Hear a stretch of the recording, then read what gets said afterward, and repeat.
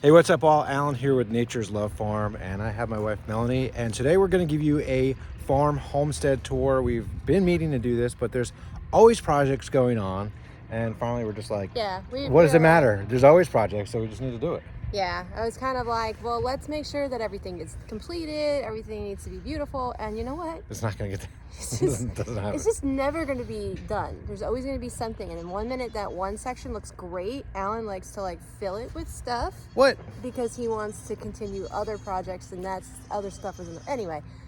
Welcome to our home. We're going to give you a nice farm tour. All right, let's go. All right.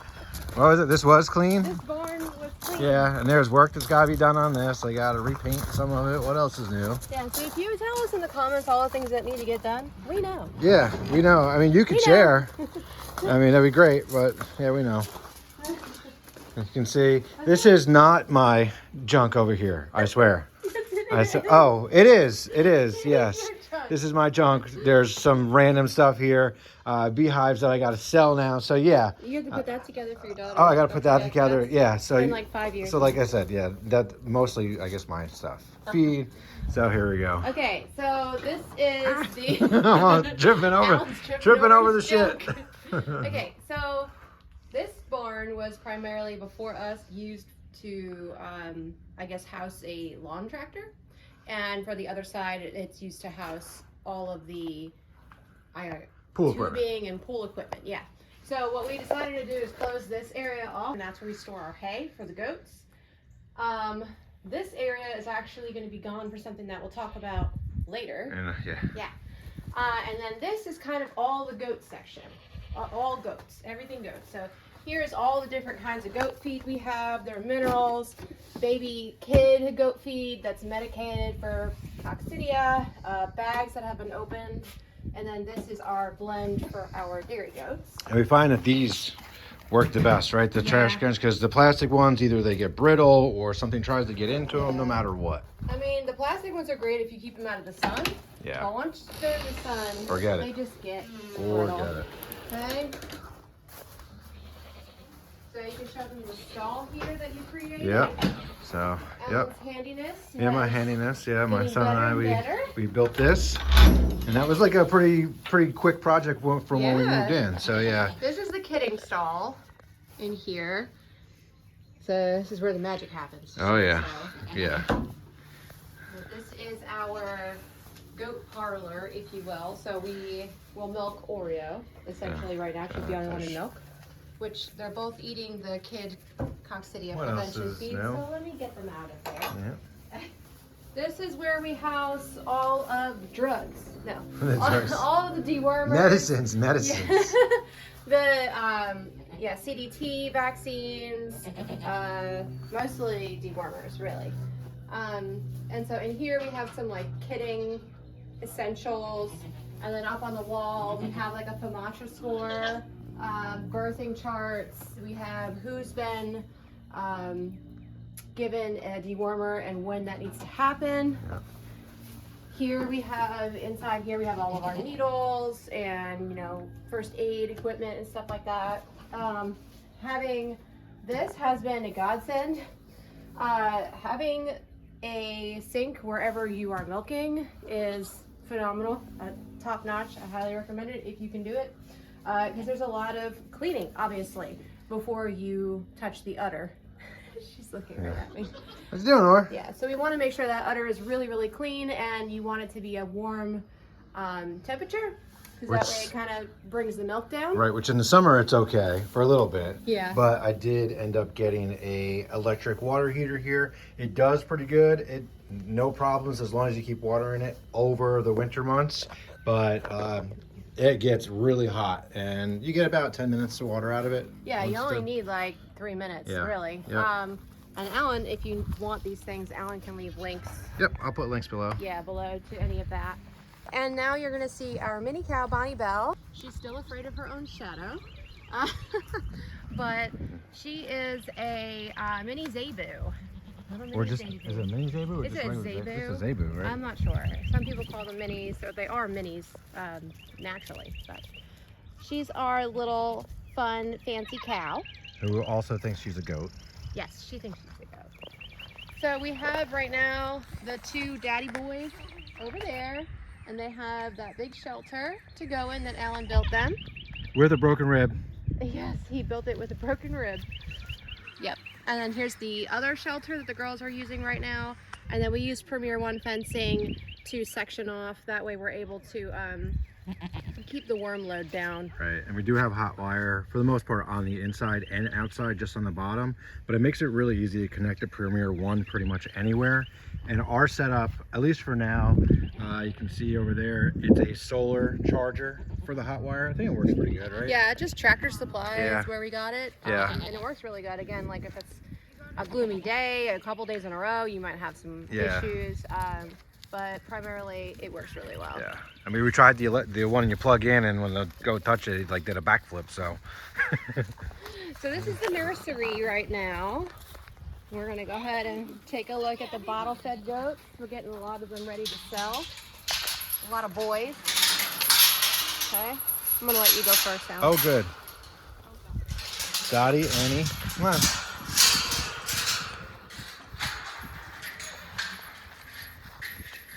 Get a good, delicious meal of some hair. All right. Yep. Hello, hello. Ow, my hair. But Cheese, come here. Mom, Getting milk drunk. this one's named officially. I got my pants bit. Okay. So we have our keepers, which is Dee Dee here and Dolly over there. So this little boy who's hungry, he gets to go home with somebody else. We're looking for a home for him. He's a sweet little boy. He is half Nigerian dwarf and half alpine. And his mama is an amazing milker, who's Oreo, and she gives us a gallon of milk a day. Right? And that's why we get to keep you little sweetness. And this one is Dexter. Dexter. Dexter's dad. We have Dexter and Dee Dee. Yeah. So this is Dexter, and he's going to be looking for a new home. He's a beautiful, beautiful buckling. He's very well trained in bottle fed. His father has amazing genetics that I can't even name everything right now, but his father is one of 4, so we definitely want to breed that wide udder, that wide stance, so that way we can have lots of goat babies also. Where are you going? And he has a lot to say. I want to get down. I want to play. There you go. He wants to do bottle fed. Dee Dee's our keeper girl. She's a sweet baby, and she's got pretty little moon spots on her. And he likes to eat close. Dee Dee is Dexter's sister, so we're really excited to see how that udder is going to perform, as well as we think it will. And then we have our other bottle baby boy, who apparently Ariel named Cheese. He could be named something else, but he is a beautiful polled, blue-eyed little boy. No. And you will see that we do disbud ours. We do, yeah. But if somebody wants them without being disbudded we can do that too. before we get to it, then Yep. that will be done. Yeah. And we do it just really for safety precautions, so they're not hanging themselves, things like that. Yeah, for each other, mostly. Because it's not fun to do, but. And some more of the pasture area. Right now this is kind of split off right here. Hopefully this will regrow soon.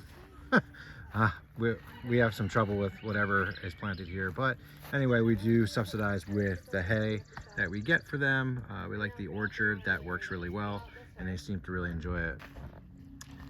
So over here we do have another shelter that is just built as a lean-to connected to a little work shed over here, but just have everything all set up to keep them out of the elements.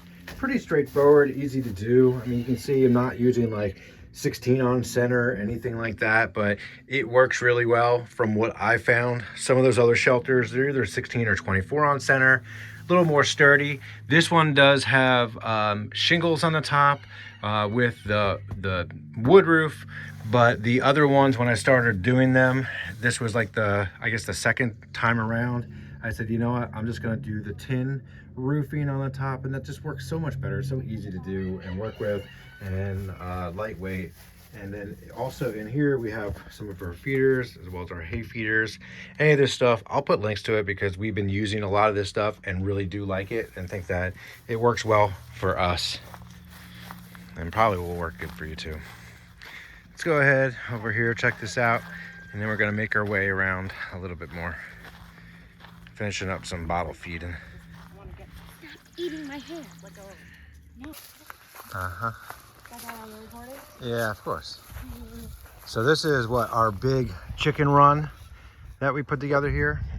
And we're gonna walk around, we'll show you some of the other side. So these are our layers, but again, I used tin roofing on top of this, built this whole structure, and it does have hardware cloth, all of this going down, and then also to the ground where it kind of drapes out, so that will stop anything from digging under.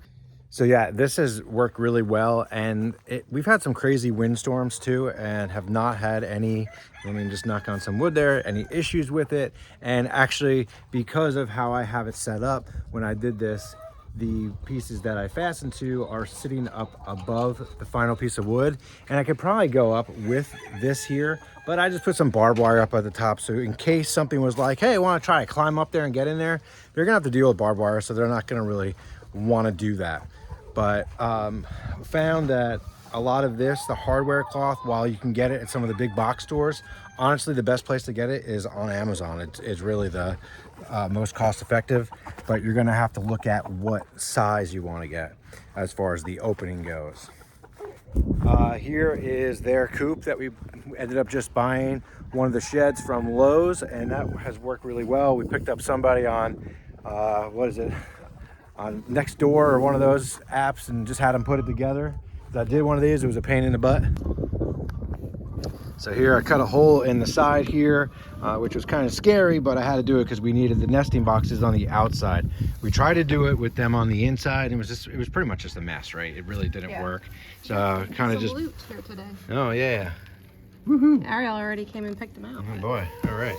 So yeah, so just put it on the outside there, and this for some reason, even though I put some caulk across, it does leak. So I got some additional tin that I'm just gonna put on this area here, and hopefully it will stop leaking. Yeah, and we use this poopa scoop. A little poopa scoop, oh yeah? Because sometimes you need to come in here and you just need to scoop out the poop. I don't know why. Mostly silkies, they love to roost in the nesting boxes. Yep. Which is no fun. So we always keep a kitty litter scoop nearby. Makes it a little bit easier, right?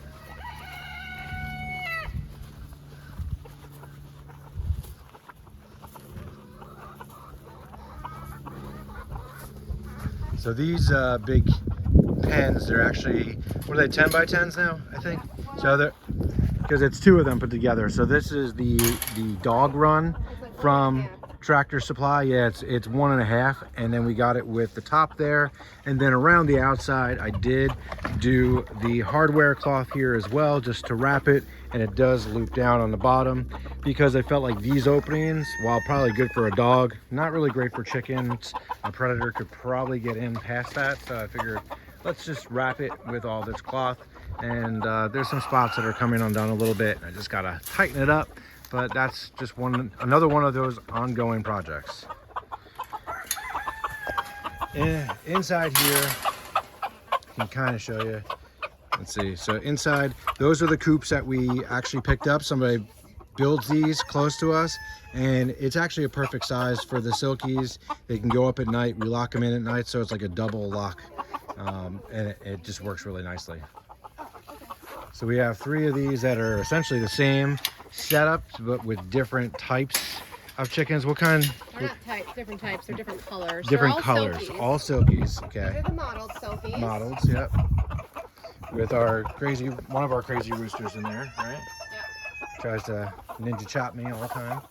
This is the paint pen, so it could be paint, it could be white, it could be black. That's the pen over here. And this is what happens when you keep it in the sun too long, and then you try to twist it, and the whole thing twists right off. Yeah, that would work out very well. Yeah. If they're in the shade, they're great. And then this is which one? This would be the pencil lace. The pencil lace, which you can actually see the lacing right there on them. I can open this. Yeah, let me see. Because they're going to come out. Yep. So you can see the lacing there. Very, very pretty. Okay. And everyone's been asking, and I'm trying to respond to everybody, but yes, there will be eggs very soon. Well, chicks and hatching eggs soon. That's our rooster that just decides to crow all day long. So this right here was, or is, a greenhouse. It has the plastic over it usually, but we had a really crazy windstorm and I came outside and the plastic was completely off it. So I said, all right, I'm gonna put it back on and tie it down. And then we had another crazy windstorm and the plastic is back off, but the weather is pretty nice right now. So Yeah, I guess fine. we just decided just to leave it off. Yeah, it's cold weather crops anyway. We did this over the winter, so, and we haven't really been harvesting it. Yeah. So we need to do that. But you can see there's arugula in the back over there that's gone to seed, and the cabbage has gone to seed. Yeah, just gotta Here, take that so up. we need to pick that because it'll get bitter if we don't. Yeah. And then we have some broccoli, and instead of becoming a broccoli head, it decided to go to seed. So, but these might be okay. We'll see, because it got hot so quickly. We're gonna go in the main garden area. Right, where a lot of work is happening. All right, so we're gonna go into the the garden area. So why do we have the barbed wire and these posts up for a little bit? Well, we had a deer jump this about a year ago, maybe a little bit less, maybe 6 months ago. And we were trying to figure out like what's eating the crops inside here. This is totally fenced in, and I put up a trail camera, and sure enough, there was 1 or 2 deer that were in there. So I put this up, and that stopped them. It does look like a penitentiary, but it does work really great. All right. Okay, so here is what will be a really pretty garden. So over here you've got the fruit tree area where we have peaches, 2 peaches right here, and we have 2 apple trees over there. We have a nectarine tree and another peach tree, which are here. These are strawberries. Strawberries. Here and here. I have 2 random, this is what Melanie does. I go shopping and I pick up a plant and then I have to find a space for it. But that is a grape. Oh, okay. Enclose that. Along this line is supposed to be raspberries. However, we moved them here last year and they did not fare well, and I think it was because of the drip system we had, which Alan's improving this year. So I'm hoping they'll come back. Yeah. These are dwarf apple trees, these 2. These were supposed to be our strawberries. Last year we had a really unfortunate thing happen where we purchased soil from a company that we asked specifically for organic compost soil mixture, raised bed and in-ground bed soil, which they sold to us as that. And the pH was so high, it's still really high, that none of what we planted really came to fruition. I mean, they bolted as far as growing the greenery, but when it became time to fruit, it just didn't do what it normally does. So we had to redo everything we did last year. So this is at a pH, I think, of like mid to high 7s, like almost 8. Even some sections are at an 8. And unfortunately, strawberries really like acidity, so that's not gonna do good. So that's why we started with some strawberry pots over there. And so we're gonna have to figure out either make another raised bed somewhere, which would be his job. Yay. What? Yeah, and try to do it that way. Or mix take the this new stock. all out. I mean, like, hey, look, here's a little guy. Yeah. Here's a little guy who's trying. Try him. It's gonna give us a 1 strawberry. Yeah. And so last year I put straw down to help retain moisture throughout the fall, and now I'm growing grass. Yeah. That was a bad choice. Don't do what I did. Yeah, the chickens say wow. So also right here, I'll just point out, we had a bunch of rows last year. That's really what we started with. In-ground rows. So not only this side, but also where all the raised beds are now. So between the soil, and then also when we put this down, we made the mounds, we put soil on top of that, and what happened? It was conditioner, and it just started growing. We found out later we're not really supposed to do that because you end up growing weeds everywhere. It was a big mess, ripping it all out, but now we've redone it, flattened out, and we're getting ready. What we're going to do corn here. So we're going to do corn all in this section, and you'll see I have the drip irrigation. All this stuff, I picked this up from dripdepot.com. Absolutely love their stuff. They make it really easy, and they're also really helpful with like just telling them what the project is and figuring out what you really need to do it. But it is really, really easy to set up. So welcome to the greenhouse. It's kind of crazy chaotic in there. But this is where we're going to grow most of our seed starts that I didn't start in the house. So from here on out, I'm going to attempt to do all of my seed starting outdoors.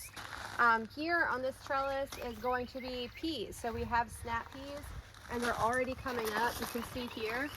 So this soil I did not change. This is the really high pH soil. So this is for peas, they actually like a higher pH. So I said, you know what, let me just leave it, because they actually did really well last year.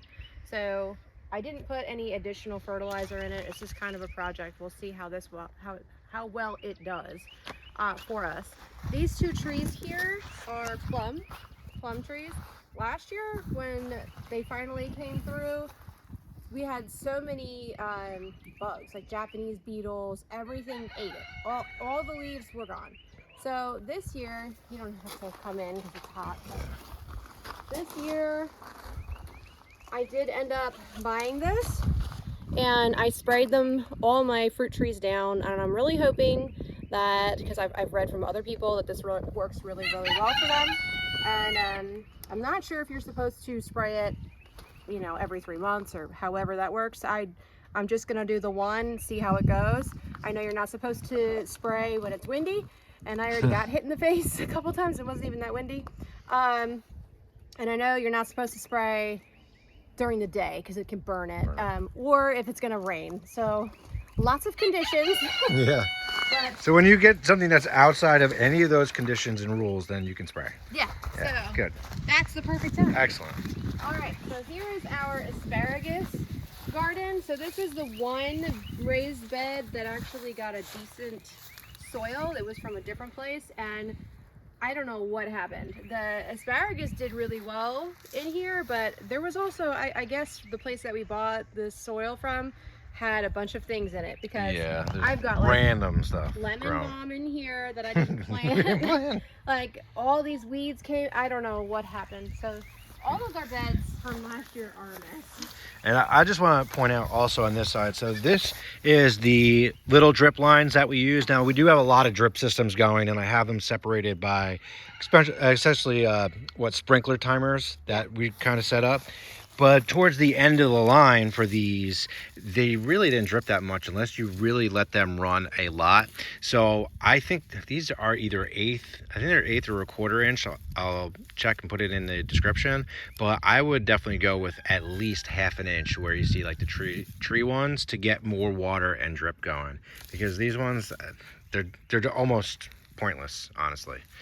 And I had those going on these. These are what, blackberries and raspberries? Yeah, we got a blueberry, blackberry, elderberry, and then a random blueberry that I just put in there. And I had it on those, and they didn't do very good at all. I'm not sure if any of those will come back. Yeah. But I know this blackberry is here, ready to party. So that looks good, at least. Yeah. In this big area, we have like 2 big main areas. We decided to test out Dollar Tree because they have those big seed packets that say like wildflower seeds. Oh yeah. So we bought a bunch of them because, let's get real, it's mostly like sand. So we took a bunch of them, and this is just a project, and it's all in this soil, and I watered it real good. I raked it down. So we'll see. We'll see. It's supposed to be wildflowers on one side, and I think, I don't know, cosmos or something else on the other side. So we'll really see what comes up, right? Yeah. And then also you'll see here, so again from Drip Depot, these are the feeder lines, and then we took these, put in new valves, and each of the beds will have 3 of these drip lines. And when you do get it, I do recommend getting the ones with the valve, so if you need to turn it on and off, you could do that. But this way it should provide a decent drip and should be enough pressure, because we had all the rows essentially being fed by, I think, 2 sections on the waterer, so this should be completely fine. Yeah, we didn't finish this quite yet. Yeah. I just hooked it up, so we're gonna test it, but in the middle we just got to get some water over to that, but otherwise these should be almost ready to go. Yeah. So what you see here are the tomato starts that I started in the house on the 30th of January. You might be saying, Melanie, why is it in the raised beds? It's not time to go outside. And to that answer, I would say I'm impatient. Yeah. So if you were wondering if tomato plants can withstand any cold temperatures, we've had the lowest, I think, was like 34 at night. Yeah. They're here. They look good. No, They don't look good. they're okay. They look green. They're green, but they're sad. Okay. So but we're gonna see, because they say that they can withstand the temps, but they're not gonna produce as good. And if they don't, then we will have to decapitate them and replace them because we don't have time for that. Very harsh. But we're gonna let you know. So here's another example of why not to Put hay in there. mulch with straw. Yeah. Oh, yeah, straw. Because straw is not supposed to have seeds in it, but here it is. Yeah. Having seeds. So this is going to be garlic, I hope. If it doesn't choke out. Like, yeah. Well, we'll if see. they don't get choked out. So all on this back line we have blueberries, and then we have huckleberries, which you can't see because some of this needs to get mowed, and Alan's afraid to mow because he doesn't know. Here's one. Yeah, what's what. There's one back there. Yeah. I'll figure it out. Yep. So this just needs to get cleaned up. My children need to come outside and help me.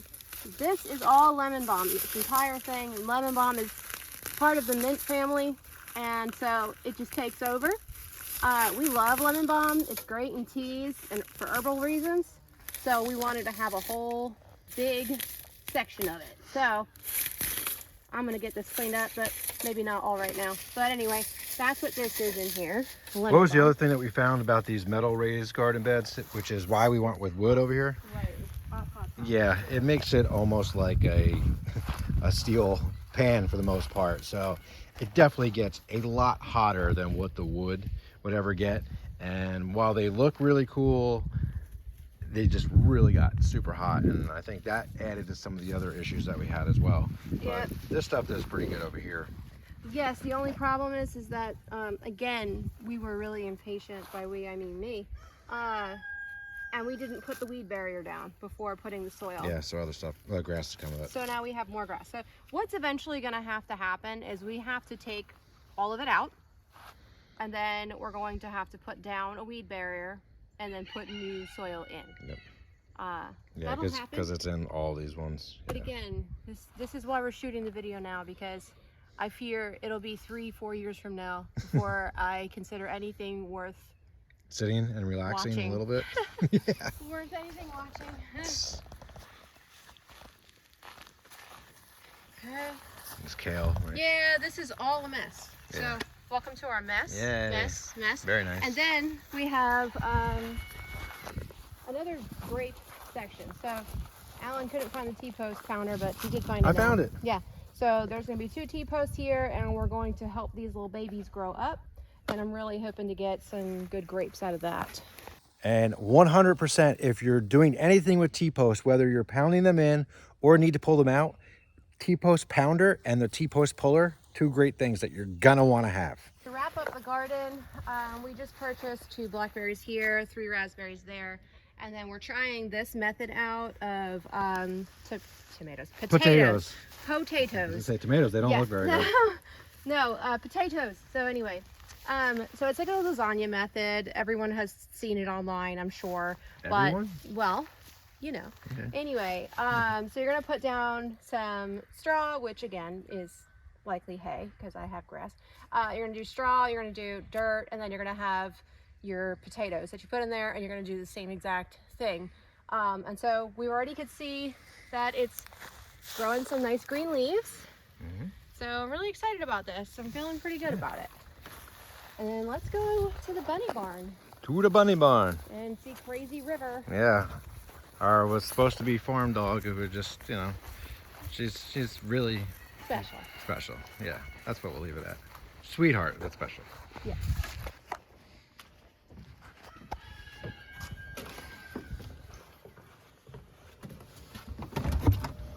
Okay. So welcome to our bunny barn. We've got all of the most precious hollow lops. That's what we specialize in. So we have pedigreed hollow lops, and if you prefer non-pedigreed. A lot of these, let's see, Spice had some babies you can look at. And these cages were cleaned yesterday, Yes. and they just make a mess. They just go a lot, guys. And here's a sweet little baby. Your sweet little paws. Hello. They jump like out of nowhere. They'll be fine, and then all of a sudden they'll go crazy. So I have to hold them pretty tight. That one almost looks like a cartoon rabbit. Yeah, he's so cute. Look at his little feet. This one we haven't announced Spice's litter, so if you follow us, you're probably like, "What the heck? Nobody told me Spice had a litter." Yep, she has them. Surprise! She has them. This is Rosemary and her babies. So we have here, this one is an orange. A beautiful little baby orange, so cute. These ones are, I want to say, 5 weeks. 5 weeks old. So, oops, here we go. We've got 2 creams. One of the creams is sold. We've got a black little one here, and then a blue-eyed white, and then the black tour is also sold. They're all so stinking cute. We have our little play area here when we get them some exercise, right? Drop them in there. Yeah, every day they get exercise in there. And then these little ones are getting ready to go home to their forever home. Here's the little boy. So they go home at 8 weeks of age. He's a sweet boy. Right, sweetie? And my daughter comes out here and she plays with them daily. And we make sure that they're all groomed and that, see how this one's just chill, hanging out. That's what you want to see when you're getting a bunny. That's most likely for pet. All right, so we also house chicks in here. So you might see this and this 10 over here. We sold out completely. This year has been kind of maniac, and actually the past 3 years have been kind of maniac when it comes to chicks. Yeah. So this is where we house them. Needs to be cleaned out right now. I thought you were gonna say sold out to Tractor Supply. No. No. Did it sound like that? That's how it felt like. Here's River. There she is. There's our doodle farm dog. And then we have the one thing we didn't have to plant. Ah, yes. This is the fig tree. Yes, we have a fig tree, and we have a giant cistern over there that I have to get a pump on to really get the water out. That's like 1,000 gallons or something. But that's pretty much, yeah. So that's pretty much it for now. I mean, there's tons of projects. We have a surprise coming. Yeah. We have in the next few weeks, probably, right? Yeah, something really big coming that we're excited to announce. Yeah, and that's going to be, I guess, another project. Another project, but also a game changer. It's going to be a really cool way to get our stuff out there even more. And yeah, I mean, it's getting nicer out, so we're doing a lot more stuff outside. I don't, what? What happened to your bees? Yeah, I was just going to say, well, one of the bees is over here flying around. That's a bumblebee. No, that's a bumblebee. Actually, so yeah, the bees are no longer here, so we have a little bit of honey for ourselves. But after, what was that, June? July, whatever it was, end of the summer, outside mowing along, got stung by a honeybee in my finger, and about 15 minutes later, I came inside, said I didn't feel good, blacked out, and my wife had to give me the EpiPen. So now I carry the EpiPen with me, did venom testing, and guess what? The only one that I'm really severely allergic to is the honeybee. Yeah. So it's really unfortunate. Yeah, so they're gone, selling the bee equipment. I did like doing it, but obviously not taking that risk. As it is, I'm outside like, I got to have my epi and freaking out a little bit every time you hear the buzzing now. Yeah. So, I mean, he had to go in there every 2 weeks or so and make sure that they had enough water or food or something, because I didn't do it. Yeah. just checking on them, making sure they were good. He had a bee suit, but still, I mean, they can get you. Yeah. And honestly, it was the one day I didn't have my ring on because we were doing some other work and I was out there with the tractor, and that's where it got me. It got me right there. So it says, you keep your ring on. Meanwhile, I never have my ring on. Yeah, I know, but I'm in the dirt. So I take it off the one day, and the bee's like, "You son of a bee!" Son of a bee. Get it? Anyway, well, thanks for joining us on this tour. We really enjoyed you having tour with us, and we can't wait to show you even more. Show you when it looks better. Better and cleaned up. Even though I just did a big trash haul. Yeah. Anyway, we'll see you guys soon. Take care. Bye.